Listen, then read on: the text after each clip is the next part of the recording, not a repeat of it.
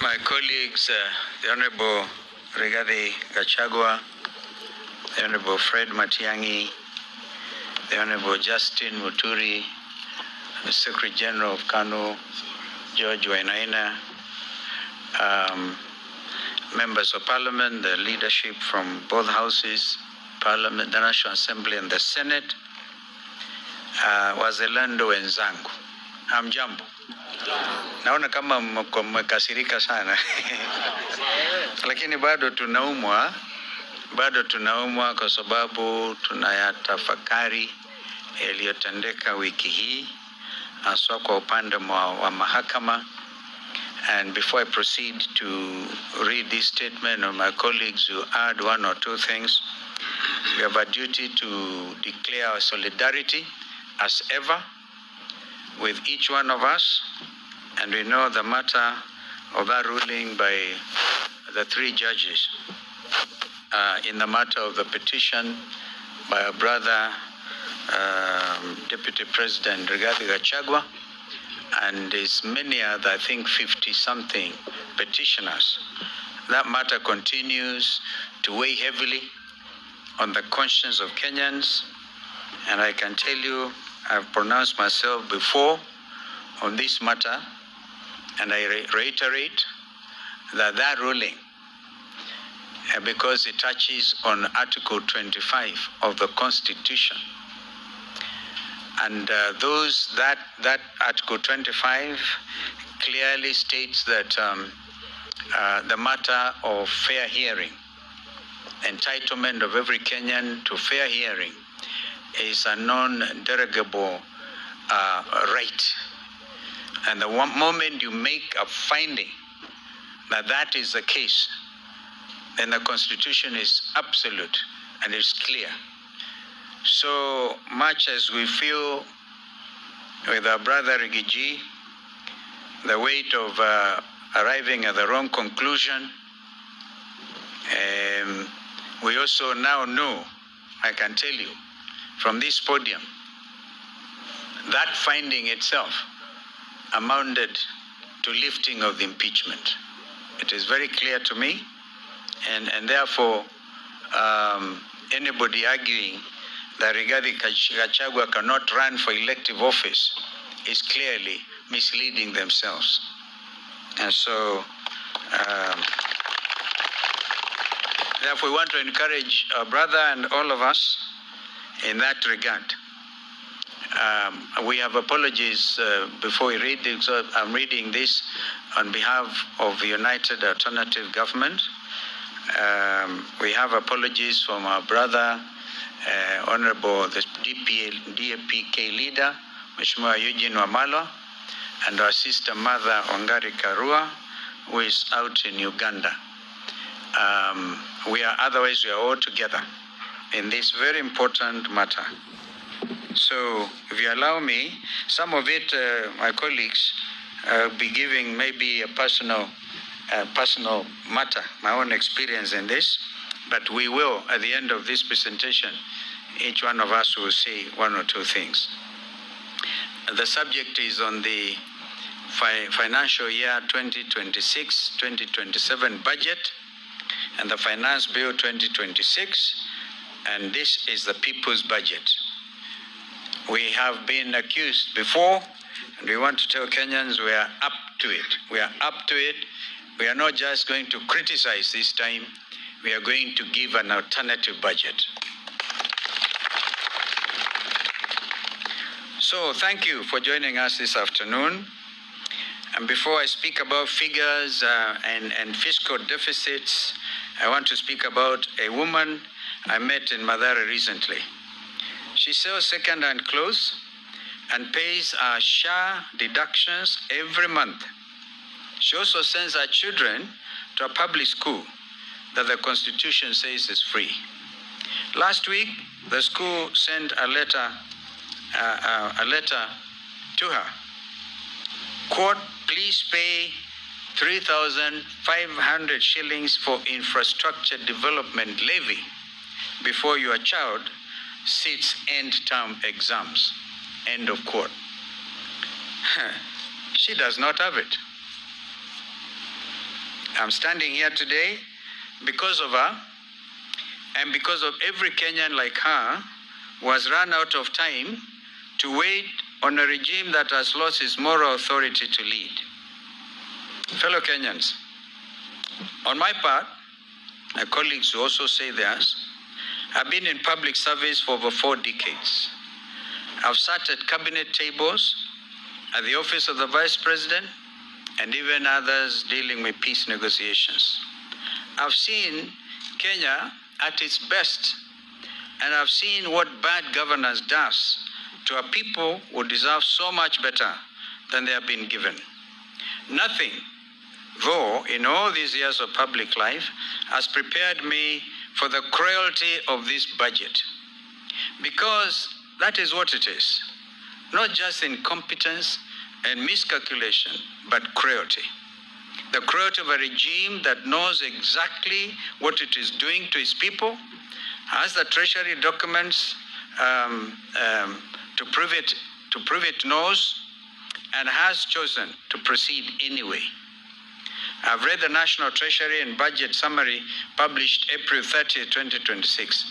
I've studied the Budget Policy Statement, and I too have read the Finance Bill 2026, and I'm here today standing before our nation to tell you what those documents say in a nutshell and what they mean for the Kenyan family that is simply trying to survive. The state of the nation, and basically saying numbers, that's the title, numbers cannot lie. The National Treasury released financial year 2026-2027 budget summary on April 30th, 2026. These are not opposition figures. These are the government's own numbers that can be found on treasury.go.ke for every Kenyan to read. Let me walk you through what they say. This is the largest spending plan in the history of the Republic of Kenya. Gross expenditure at 4.82 trillion shillings. Yet total revenue, including taxes and all other inflows, stands at only 3.63 trillion shillings.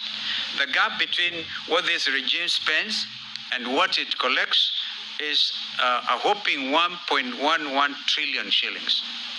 A fiscal deficit of 5.3% of our entire GDP. The difference of 1.11 trillion is borrowed. And it is borrowed on behalf of a child in Turkana who is 4 years old today, who has never signed a loan agreement, and who has never attended a budget committee hearing. That child will repay this debt with interest. That is not fiscal management, ladies and gentlemen. That is generational slavery. Now consider this. The entire consolidated fund services, that is debt obligations and pensions, consumes 1.5 trillion shillings, and that is 31.2% of the national budget. Interest payments alone stand at 1.25 trillion. Domestic interest payments on loans taken within our borders totals 986.7 billion shillings. To put that in a language every Kenyan understands, interest on domestic debt alone costs more than the entire education budget of 668.3 billion shillings. Think about this. We are spending more on paying bankers than on teaching children. 31 cents of every shilling, 31 cents of every shilling, Kenya shilling raised goes to debt service before a single classroom is built, before a nurse is hired, and before a single road is repaired. Meanwhile, the Federation of Kenya Employers tells us that 67% of young Kenyans between ages of 15 and 34 years of age are unemployed. Imagine, 67%. In a country where youth are not the future, they are the present and they are the majority. And this Ruto budget has told the majority to wait. On free education, the most expensive lie in Kenyan politics. Article 53 of our Constitution states that every child has the right to free and compulsory basic education, not subsidized education or partly funded education, but free education. Yet here is what the budget estimates actually show. Free day secondary education capitation, 54.6 billion shillings, yet the full funding requirement is 83 billion shillings. This is a shortfall of 28.4 billion shillings. Under free primary education, the government remits 1,420 shillings per pupil per year. Yet the budget policy statement at page 44 of volume 2 documents an 18 billion capitation gap. Junior secondary schools receive 30.9 billion shillings against a need of 42 billion shillings. A Form 1, or whatever they call it today, CTR 10, Form 1, grade 10, a student arriving at a public day school, supposedly free, finds no desk and no textbooks.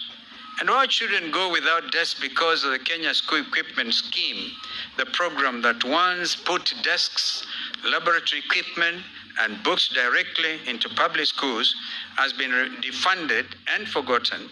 The budget estimates show an estimated 112 billion shillings allocated for administrative overheads at the Ministry of Education headquarters. 112 billion shillings for the bureaucracy that runs education sector. 65 billion for the children being educated. That is not a budget. That is an insult. Thirdly, school safety and student mental health, a crisis this budget ignores. On Saturday, June 6th, I stood before the Kenyans and spoke about something that had nothing to do with websites or campaign platforms.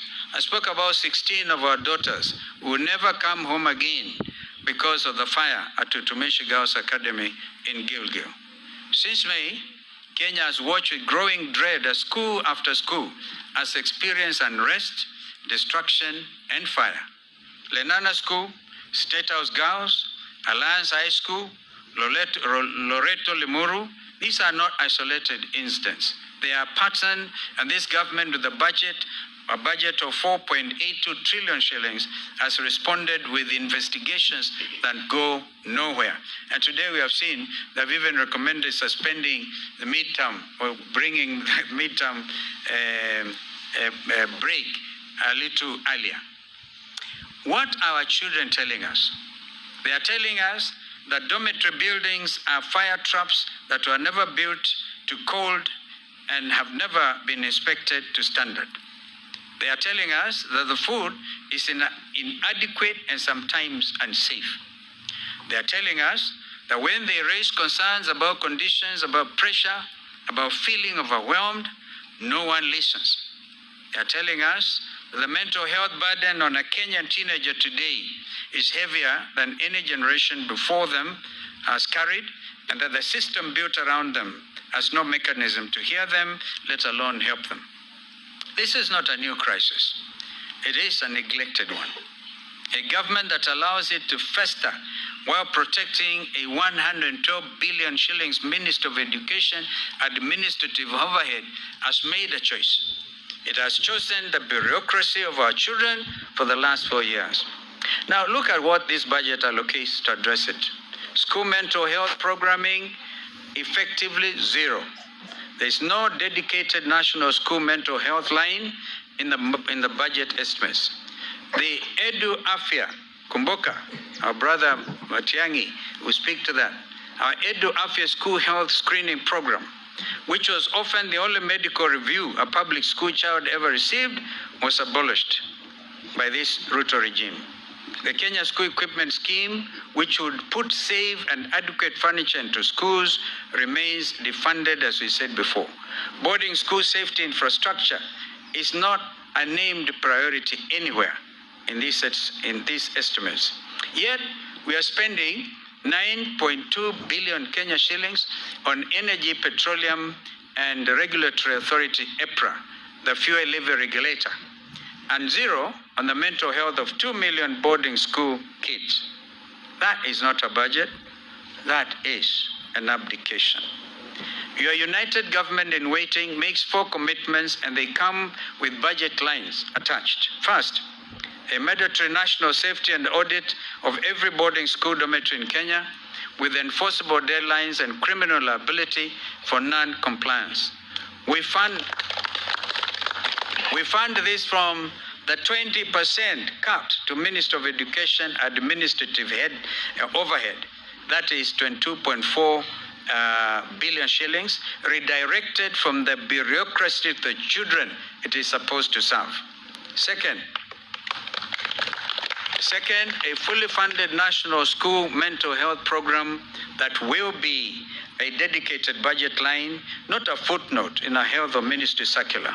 We reinstate Edu Afya funded at 5 billion shillings, restored from the savings on the cancelled Social Health Authority SHA technology contract. I will be talking about that. I think our brother Reggie will address that one, the 104 billion shillings. Amazing, strange contract. Third, a comprehensive review of boarding school standards, accommodation, nutrition, safety, and student grievance mechanisms that guarantee every child is heard and treated with dignity. I must say, when I was Minister for Education, people remember the late Griffin, the director of Starehe Boys Center. Griffin had an amazing philosophy. Any child, in fact, his office had only the desk and one cat. Any child, whether Form 1 up to Form 6, could walk freely. And they used to have every Friday an assembly between students and head and all the teachers. And the ground rules were, whatever is said against you should never be taken. If a child says Mwalimu Fulani is terrible, that Mwalimu will never be allowed to take it against that child. That was openness. And because of it, Starehe Boys Center, in the middle of the city, you could even pick a cigarette stump. You couldn't pick it anywhere, and they were able to freely walk. Some of them I see nodding, like Senator Manzo, who is an old student of Starehe Boys. Fourth, genuine accountability. There must be criminal liability for every official, administrator, contractor, or building inspector who knowingly signed off an unsafe infrastructure. At number 4, health and SHA, mandatory taxation disguised as healthcare reform. Let me take you to Mama Lucy Kibaki Hospital on a Tuesday morning. A 34-year-old woman who pays her SHA deductions every month faithfully, without fail, presents her card at the gate, but the system is down and she's turned away. Does that sound familiar? There's an outage for the last 4 days. This is not hypothetical. This is the lived experience of millions of Kenyans who are told that SHA would replace the National Hospital Insurance Fund, NHIF, and deliver better, broader, and more affordable health care. The budget policy statement, the government's own document on page 29, records an 11 billion shilling gap in the SHA transition. They know it is broken, and they documented that it is broken. They also have published the evidence of the brokenness. And then they brought this budget before the nation and asked Kenyans to accept it. Total health allocation at 170.7 billion shillings, a system serving 54 million people. Only 19.1 billion shillings for county-level primary care, spread across the 47 counties, covering thousands of levels 2 and level 3 facilities. That is 406 million shillings per county for every dispensary, for every health center, for every county hospital. That is the first and only point of contact for millions of Kenyans who cannot afford to go elsewhere. SHA, in its current form, is not a health policy. It is a compulsory tax with a hospital logo. And this government has added insult to injury by simultaneously signing a 104 billion shillings technology contract. I repeat, 104 billion shillings for a digital platform around our health system that cannot serve the patient at the gate. Linda Mama, the free maternity program that gave thousands of Kenyan mothers a safe, dignified birth at a public hospital, has been abolished. Edu Afya, abolished. These programs worked as they reached the people who needed them most. At point number 5, the Finance Bill 2026, taxing the poor through the system. For 3 years in a row, this government has returned to the same well. In 2024, they came for your bread.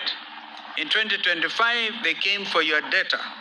In 2026, they are coming through the system quietly, technically, with provisions buried in legislative language that most Kenyans will never read. The Finance Bill 2026 proposes a 16% value-added tax on the fees and commissions charged by mobile money platforms, M-Pesa and Airtel Money. 16% VAT on the platform that 90% of Kenyans use every single day. The Central Bank of Kenya has documented mobile money fees as high as 7% of transfer value, and the same CBK launched a public campaign to cap those fees. The Ruto Finance Bill drives them back up. The grandmother in Wajir, waiting to receive 1,000 shillings from her grandson working in Mombasa, will pay more for that transfer. The Mama Mboga in Gikomba, paying a supplier through M-Pesa, and remember, even the mitumba is taxed. The Mama Mboga in Gikomba, paying a supplier through M-Pesa, will pay more. The boda rider sending money home to his mother in Nyamira will pay more. This Ruto regime has found a way to tax the poor, even when they are not buying anything, and they are taxing the movement of money itself. And the bill proposes a 25% excise duty on mobile phones at network activation. 25%. 25% on a phone that is no longer a luxury. A phone is an office. A phone is also a bank. It's actually a classroom. The only infrastructure that millions of Kenyans actually possess. Kenya's diaspora sent home a record $5 billion last year through mobile platforms. Economic analysts are clear. They tell us these taxes will reduce remittance volumes. Rural families depend on those transfers, will bear the greatest burden. Beyond the visible taxes, the Finance Bill represents something more troubling: the quiet construction of a tax surveillance state, expanded KRA access to third-party data, bank records, mobile money transactions, business accounts without adequate taxpayer safeguards, shorter filing deadlines that will crush small businesses, system-generated tax assessments that can arrive without explanation or notice, automated penalties for failures caused by KRA's own technology. We are building a government that can see everything you earn and everything you spend, with the power to act on that information faster than you can appeal. A Kenyan earning 30,000 shillings a month still pays income tax. This regime taxes poverty, and now it wants to tax the digital tools through which the poor literally survive. At number 6, strategic assets. Who is selling Kenya? When this government faces a fiscal crisis, and it faces one right now, it looks at what Kenya owns and asks, what can we sell? We are talking about Kenya Post Authority, through which over 90% of Kenya's imports and exports move. We are talking about Safaricom, the company that built M-Pesa, whose government stake generates dividends that belong to every Kenyan taxpayer. In fact, because I'm in court over this matter and cannot speak much,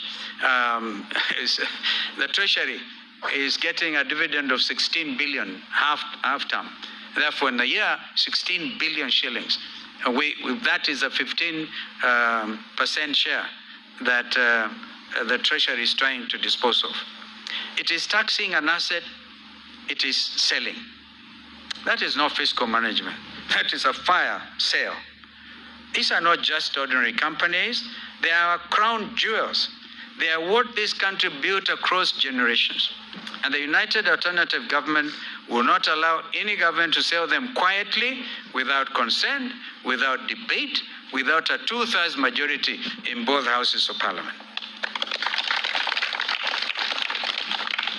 We know that a parliament that is also state captured, like the current government, and we congratulate members of parliament representing the alternative government, because you scream. I remember when you are transacting this matter of Safaricom, or Sitat, the deputy minority leader actually went for the mace as if to make a point, and he was expelled for it. Please do something. The country is watching.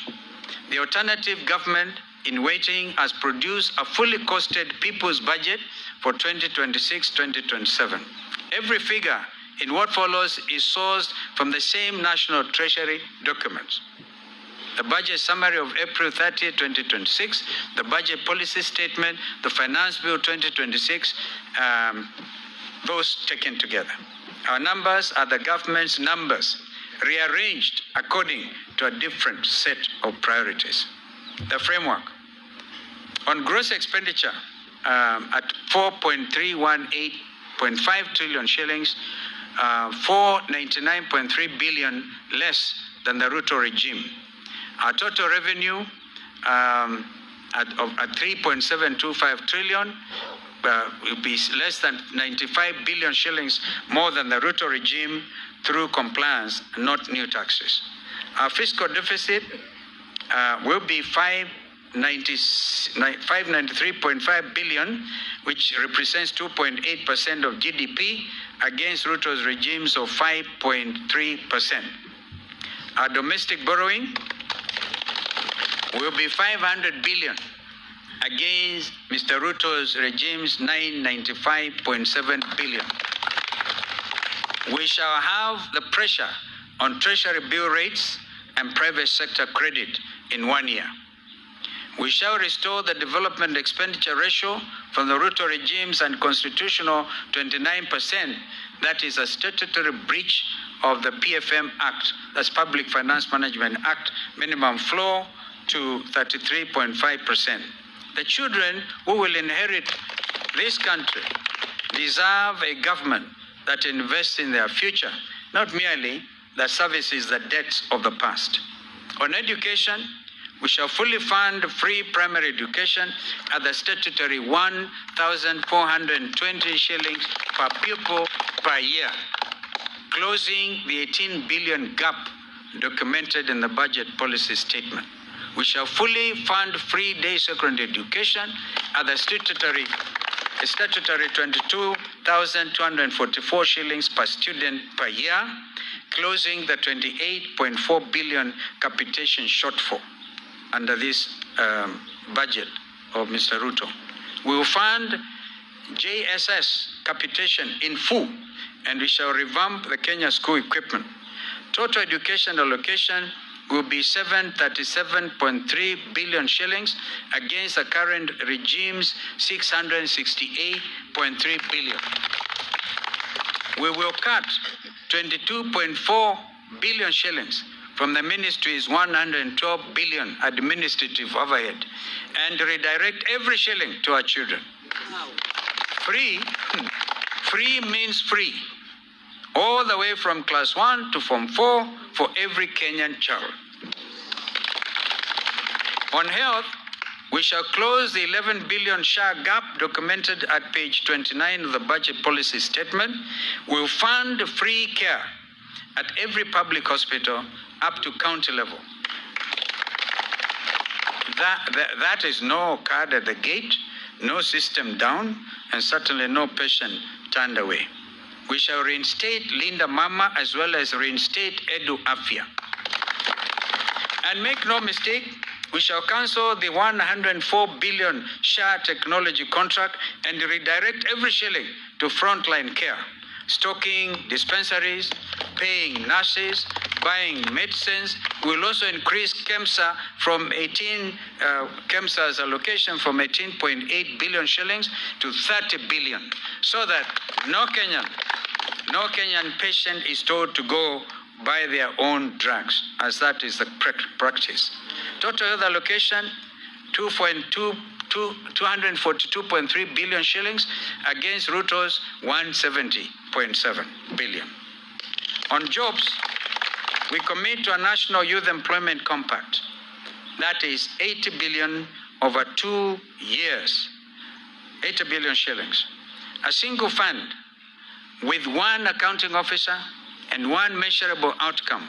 That is verified jobs created, 200,000 placements in public works infrastructure maintenance, a skills to export pipeline linking technical colleges with verified export sector employers, zero-rated startup capital for youth-led MSCs, employing more than 5 people, not grants but contracts, deliverables, and results. 67% of our young people are not idle because they lack ambition. They are idle because the system was never designed for them. We will redesign it. On cost of living, we shall repeal the import declaration fee, the railway development levy, and the road maintenance levy on fuel imports, bringing diesel to approximately 170 shillings per litre. We will also abolish the housing levy. Of course, that abolishment will take into account the legislative aspect. All right? We are not just abolishing without asking you guys to do the needful. And because a lot of you are state captured, the next administration will certainly ensure there's no housing levy. Our executive order number 1, giving millions of Kenyan workers an immediate increase in take-home pay. That's what my brother Rigiji refers to, rescuing the payslip. We shall zero-rate solar panels, batteries, and inverters. We'll introduce a 30 shilling per litre targeted fuel subsidy for certified agricultural use. And we will remove from the Finance Bill 2026 the 16% VAT on M-Pesa platform fees and the 25% excise duty on mobile phones. On fiscal discipline, starting at the top, we will cut state house operations from 12.6 billion shillings to 6.3 billion shillings. We must cut the NIS allocation from 58.6 billion to 35 billion shillings. Kenya is not at war, yet the NIS has doubled since 2020 without proportionate gain. We'll also abolish the 13 billion shillings police motor vehicle leasing program and procure direct, saving 4 billion shillings over the contract life. We will then redirect the 35 billion shillings in savings from NIS and State House reductions into a national irrigation investment fund covering Garissa, Marsabit, Wajir, Turkana, Kitui, Makueni, Laikipia, and Kajiado. Because food security is national security. We will also implement a single treasury account to eliminate ghost workers, duplicate payments, and pending bills that are an Auditor General's verified leakage of 250 billion, all right, a year. And we must congratulate the Auditor General, because there are 2 ladies I personally respect, the Controller of Budget and the Auditor General. 2 ladies who have stood strong in the interests of the Kenyan people. Every contract requires confirmed exchequer backing before work begins. Any accounting officer with an adverse Auditor General report must step aside immediately. Now you may ask, where does the money come from? I'll tell you. 200 billion shillings from the structured sale of stored affordable housing projects at market value. 250 billion from single treasury account efficiency savings. 90 billion shillings from a simplified flat 7.5% rental income tax on large landlords currently evading through complexity. 104 billion shillings from cancelling the wasteful SHA technology contract. 125 billion shillings from halting non-priority vanity capital projects. 30 billion from right-sizing NIS and State House. That is not a promise. That is a United Alternative Government's balance sheet. A message to the Kenyan people. To the primary school head teacher writing a letter home in July because capitation has not arrived, we see you. Under administration, that letter will never need to be written. To the mother turned away at the hospital gate because the SHA system was down, we see you too. And under our administration, that gate will never be closed to you. To the Form 1 student or Year 10 student who arrived at their school, arrived at their free-day secondary school and found no desk, we hear you. And our government, the desk could be there before you are there. To the border rider who finished the day in debt because fuel costs more than his earnings, we also hear you. And our government, fuel will cost less, not more. To the Mama Mboga and Gikomba who learned the government now wants to tax the M-Pesa transfer she uses to pay her supplier, we'll feel your pain too. Under our administration, that transfer will be cheaper, not more expensive. And to every Kenyan who owns a piece of KPA and Safaricom through their taxes and is watching that stake quietly diminish, we are with you. Those assets are your inheritance and we shall protect them. Now, a direct word to members of parliament as I conclude. You were not elected to be a rubber stamp. A mother woke up before dawn, remember that, walked to a polling station, queued for hours, sometimes under rainy conditions because August sometimes is very, very, very cold. Queued for hours and marked your name because she believed you would go to Nairobi and fight for her. When you vote to approve 28.4 billion shillings free day secondary capitation shortfall, you vote against the children of the poor. When you vote to approve an 11 billion shillings hole in SHA, you guarantee that the next Kenyan will be turned away at a hospital gate. When you vote for 16% VAT on M-Pesa platform fees, you tax the only bank most Kenyans have ever had. And when you approve a fiscal deficit of 1.11 trillion shillings, a statutory breach of the PFM Act, you are not building this country. You, honorable members, are mortgaging it. And I know none of you sitting before us today.